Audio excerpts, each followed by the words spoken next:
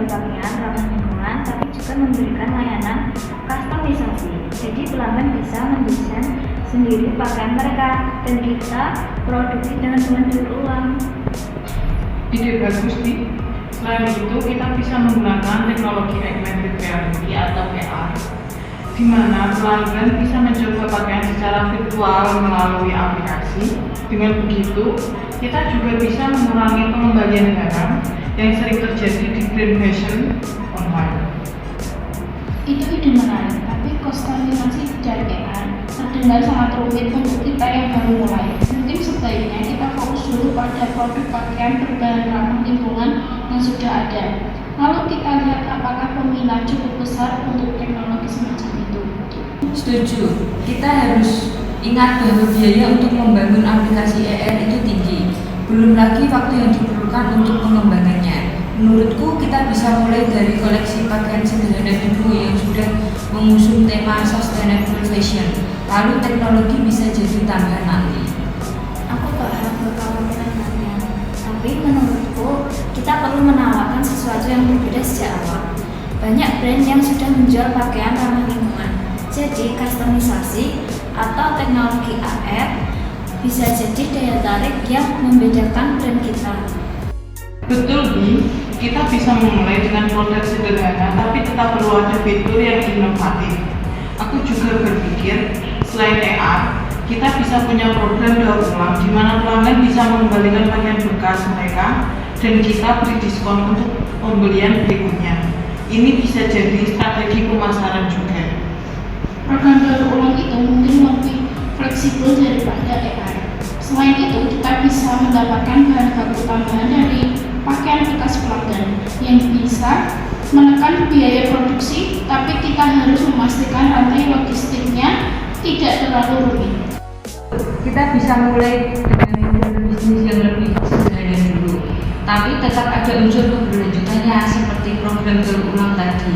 Kalau bisnis ini berkembang, baru kita mempertimbangkan teknologi seperti AR atau fitur customisasi. Oke, kalau begitu mungkin kita bisa kompromi.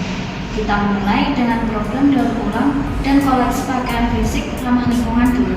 Tapi di website kita bisa tambahkan fitur interaktif seperti pelanggan bisa memilih warna atau pola tertentu.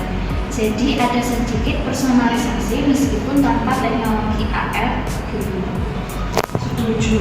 Jadi kita bisa melakukan inovasi dengan pendekatan yang lebih sederhana dulu. Seiring waktu, kita bisa kembangkan fitur-fitur lain seperti sesuai kebutuhan pasar. Jika kita sepakat untuk memulai dengan koleksi basic dan program daur ulang, aku rasa langkah berikutnya adalah fokus pada branding.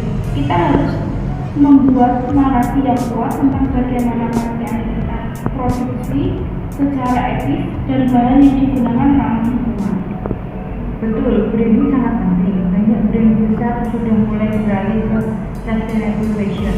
Jadi kita harus benar-benar menonjol dalam hal ini. Fokus utama kita harus pada kualitas dan nilai lingkungan yang keren.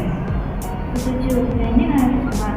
Mungkin kita bisa bekerjasama dengan aktivis lingkungan atau influencer yang peduli dengan sustainability untuk membantu mempromosikan brand kita. Itu bisa membuat kita lebih cepat dikenal. Selain influencer, kita juga bisa membuat kampanye sosial media seperti tantangan mengurangi limbah fashion. Semakin banyak orang yang terlibat, semakin banyak yang akan mengenal brand kita. Ide kampanye itu menarik. Tapi jangan lupa, kita juga perlu memastikan bahwa biaya promosi ini tidak terlalu besar di awal. Kita harus pintar-pintar menggunakan media sosial yang gratis atau berbiaya rendah dulu. Promosi, mungkin kita bisa lebih fokus pada media sosial organik di awal dengan konten edukasi tentang dampak negatif fashion cepat terhadap lingkungan. Itu bisa membangun citra brand kita tanpa perlu biaya besar. Iya, konten seperti tips gaya hidup ramah lingkungan atau cara memelihara pakaian agar tahan lama bisa menarik minat target pasar kita. Dengan begitu, kita juga membangun ketertarikan dengan konsumen. Benar, kita bisa memanfaatkan platform seperti Instagram atau TikTok untuk membuat konten viral. Misalnya, video singkat tentang proses produksi pakaian kita yang ramah lingkungan, atau challenge tentang daur ulang pakaian. Setuju. Dan kita bisa bekerja sama dengan komunitas atau organisasi yang sudah bergerak di bidang lingkungan. Jadi kita tidak hanya menjual produk, tapi juga membangun komunitas yang peduli terhadap keberlanjutan lingkungan. Semua ini bagus, tapi kita juga harus memastikan strategi promosi ini sesuai dengan anggaran kita. Jangan sampai terlalu ambisius di awal, kita harus realistis dengan sumber daya yang ada.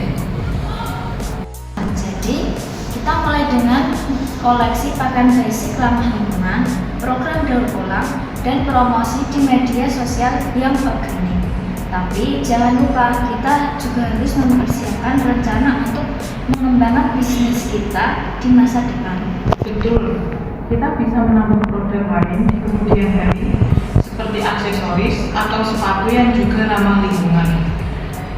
Bahkan bisa mengembangkan ke fitur teknologi seperti AR kalau sudah memungkinkan. Nah, tapi yang terpenting sekarang adalah kita membangun fondasi yang kuat dulu.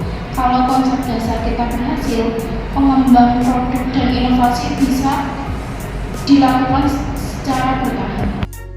Yang terpenting adalah kita fokus pada eksekusi yang jelas dan terukur di awal. Kalau semuanya berjalan dengan baik, kita bisa memperluas produk dan menambahkan fitur-fitur inovatif yang telah kita bicarakan. Oke, jadi kesepakatan kita adalah mulai dari produk yang sederhana tapi dengan elemen yang unik seperti program daur ulang, dan kita juga memanfaatkan media sosial untuk promosi. Setelah itu kita bisa berkembang seiring berkembangnya bisnis kita.